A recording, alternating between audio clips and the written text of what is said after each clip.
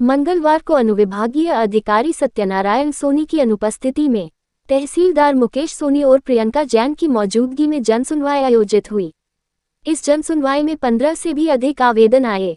मुख्य रूप से नगर पालिका संबंधित आवेदन ज्यादा आए, साथ ही नगर में बढ़ रही अवैध कॉलोनियों का मामला फिर से जनसुनवाई में उठा। इसको लेकर एक आवेदन अंकुर मरमत ने आवेदन के माध्यम से 27 कॉलोनी काटने वाले कॉलोनी के मुखिया पर कार्यवाही की बात कही। फैयाज लाला नामक व्यक्ति ने आवेदन के माध्यम से बताया कि शासकीय गोचर भूमि पर अतिक्रमण कर अवैध रूप से प्लॉट बेचने का कार्य किया जा रहा है। तो वही मेतवास निवासी रमेश यादव ने भी गोचर भूमि को मुक्त करवाने हेतु आवेदन सौंपा। आइए देखते हैं विस्तार से कि जनसुनवाई में किसने किन किन समस्या हेतु आवेदन दिया। आप बने रहिए खबर बिंदास भारत के साथ और आप हमें फॉलो व सब्सक्राइब जरूर करें।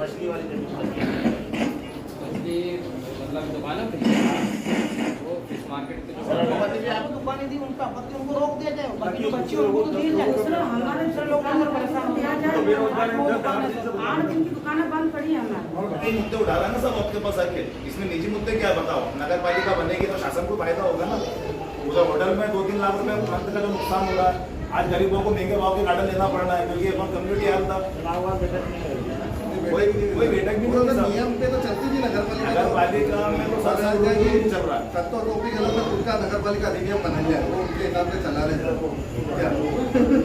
उन्होंने तो खुद का बना लिया, उसके हिसाब से चल रहे हैं।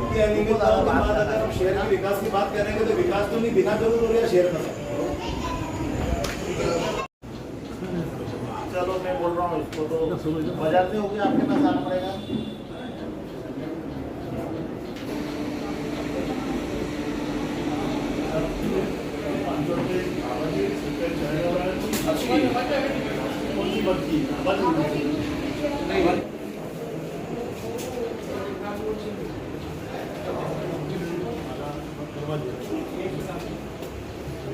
को हम हमारे कुछ शहर के विकास को जो बिल्कुल सुस्त नगर पालिका का रवैया है उससे अवगत कराने के लिए जब नगर पालिका पहुँचे थे तो वहाँ पर हमारे को सीएमओ साहब और संतोष ओपी गहलोत जो हमारी नगर पालिका अध्यक्ष महोदय हैं वो नियत स्थान पे नहीं मिले थे। तो हमने हमारी जो ज्वलनशील मुद्दों की जो आवेदन पत्र था वो हमने नगर हनुमान जी को प्रेषित कर दिया था और 7 दिन का हमने समय मांगा था। चूँकि 7 दिन बीत चुके हैं और हमारी समस्याओं का कोई निराकरण हुआ नहीं, तो उस विषय को लेकर हम अनुविभागीय अधिकारी जी के साथ यहाँ पर समक्ष पेश हुए थे जनसुनवाई में। लेकिन यहाँ पर कोई भी जिम्मेदार अधिकारी जनसुनवाई में तहसीलदार साहब के अलावा यहाँ मौजूद नहीं है। सिर्फ तहसीलदार साहब यहाँ मौजूद है। उन्होंने हमारा आवेदन लिया और उन्होंने ये कह दिया कि जब एसडीएम साहब आए तो आप उनके समक्ष आपकी बात रखिएगा। तो यहाँ से भी हम लोग हताश होकर जा रहा है क्योंकि अभी तक यहाँ कोई जिम्मेदार आदमी कोई मौजूद नहीं। में आने के पीछे हमारी मंशा नागदा नगर पालिका द्वारा जो कार्य किया जा रहा है, इतनी निष्क्रिय नगर पालिका परिषद और उसके मुद्दे को लेकर आज हम यहाँ आए। हमारा मूल उद्देश्य था नागदा नगर पालिका की ज्वलन समस्या, उसको लेकर हमने पिछले मंगलवार को अपनी बात रखी थी। लेकिन चूँकि नगर पालिका अध्यक्ष और सीएमओ जनप्रतिनिधि और अधिकारी दोनों मौके पे मौजूद नहीं थे, मजबूरन हमको पुरानी नगर पालिका जो जर्जर है उसके समय ठीक मुख्य द्वार पर नगर हनुमान जी थे, उनको हमने अपना ज्ञापन प्रस्तुत किया। और चूँकि 1 हफ्ता गुजर चुका है और 1 हफ्ते के बाद आज फिर पुनः मंगलवार है, हमने उस आवेदन में स्पष्ट किया था क्योंकि हमने नगर पालिका के आवक जावक के 843 नंबर के रिकॉर्ड में वो हमने आवेदन वहाँ दे दिया था।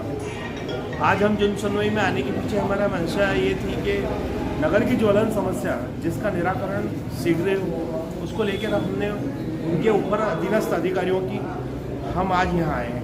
हम आपसे प्रशासन से मांग करते हैं कि ये जो मंगलवार है, अगला जो मंगलवार आएगा हम जिला कलेक्टर के पास भी जाएंगे क्योंकि हम नगर विकास के लिए हम सारे पार्षद लोग जो विकास के लिए हमें चुना गया है, हमारा दायित्व भी बनता है कि हम स्टेप बाय स्टेप तमाम अधिकारियों से अपनी बात करें। एक और महत्वपूर्ण विषय था आज की जनसुनवाई का, वो विषय था बाढ़ आपदा प्रबंधन। बाढ़ आपदा प्रबंधन की बैठक आहूत कराने के संबंध में था। 16 और 17 सितंबर 2023 को इस नगर में जो तांडव देखा है वर्षा का, पूरा 1 लगा 7 सारे वार्ड पूरे जलमग्न हो गए थे और उस संबंध में पूरे वार्ड की सब बस्तियां जलमग्न थी, करोड़ों का नुकसान हुआ। योग से किस्मत से क्या हुआ कि जनहानि नहीं हुई। हमारे वार्ड नंबर 4 के पार्षद भैयू भाई, जिनका पूरा वार्ड की एक मंजिला बिल्डिंग है, डूब गई थी। बाढ़ आपदा प्रबंधन की बैठक परबारा एसडीएम साहब ने बुला ली। हमारा ये कहने का मतलब ये है कि उस क्षेत्र के जहाँ बाढ़ से प्रभावित क्षेत्र थे, वार्ड क्रमांक 1 से लगा के 7 तक, उन वार्ड के पार्षद ये बंटू जी नाइक 16 और 17 सितंबर की बाढ़ आपदा में इन्होंने एक दिन पूर्व जो अनुविभागीय अधिकारी साजू खान जी थे, उनसे हमने निवेदन किया था कि हमको नाव दीजिए, एनडीआरएफ की टीम को बुलाइए, रास्ता दीजिए। ये घटनाक्रम सर्किट हाउस में 4 बजे हुआ था और कुदरत का कुछ करिश्मा ऐसा हुआ कि 8 बजे बाद जल स्तर बढ़ने लगा और नतीजा हुआ कि 1, 2, 3, 4, 5, 6, 7 सारी बस्तियां जलमग्न होने लग गई। बाढ़ आपदा प्रबंधन के संबंध में परिषद द्वारा और प्रशासन द्वारा कोई कार्रवाई नहीं की गई। इनके वार्ड में देखो आप, इनका पूरा वार्ड किलकीपुरा क्षेत्र पूरी तरह से तहस नहस, पूरी तरह से एक 1.5 मंजिला पानी हो गया। चूँकि ये वर्क जो है बाढ़ आपदा वाला मामला, ये हमेशा लगातार बरकरार है। इस संबंध में स्थानीय प्रशासन विभाग को, अनुविभागीय अधिकारी को, नगर पालिका प्रशासन को, इसके अलावा मध्य प्रदेश विद्युत मंडल को बाढ़ आपदा से निपटने के लिए हमें मसौदा तैयार करने की आवश्यकता है। मैं अनुविभागीय अधिकारी महोदय से निवेदन कर रहा हूँ और आज हम इस जन सुनवाई में इसीलिए आए हैं कि बाढ़ आपदा के लिए आप तुरंत नगर के जितने भी राजनीतिक दल है, जनप्रतिनिधि जो बाढ़ प्रभावित क्षेत्र है, उनको बुला के उनसे सलाह मशवरा करके मसौदा तैयार करें। जय हिंद।